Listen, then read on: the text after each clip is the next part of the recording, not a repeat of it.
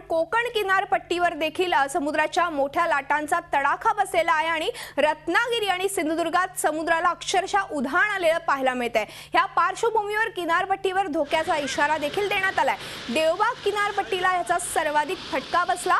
Resort आणि घरांचं मोठ्या प्रमाणात नुकसान झालं। दुसरीकडे रत्नागिरीतल्या मिरकरवाडा बंदराच्या जेटी परिसरातही सागरी लाटांचा तडाखा पाहायला मिळतोय। लाटांच्या तडाख्याने बोटी एकमेकांवरती आदळून नुकसान झाले। बोटीचं नुकसान टाळण्यासाठी मच्छीमारांची धावपळ देखील सुरू आहे आणि आपण ह्याच संदर्भात अधिक माहिती घेणार आहोत आमचे सिंधुदुर्गचे प्रतिनिधी विकास गावकर यांच्याकडून।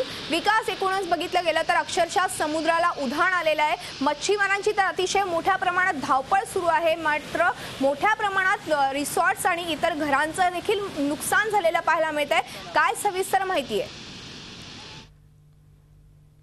हे उदाहरण जे आहे, समुद्राचं उदाहरण आहे, त्या उदाहरणामुळे एकूणच सिंधुदुर्ग जिल्ह्यातले जनजीवन आहे ते विस्कळीत झालं असं म्हणावं लागेल।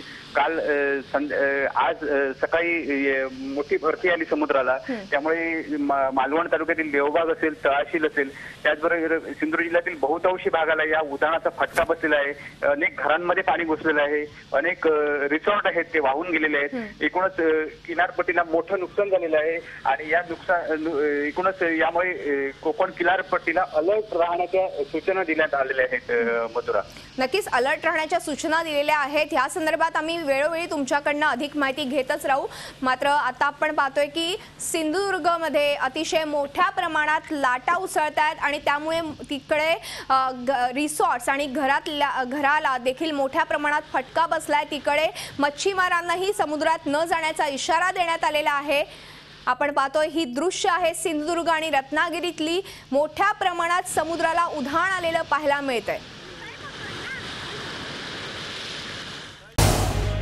झी 24 तास रहा एक पाऊल पुढे।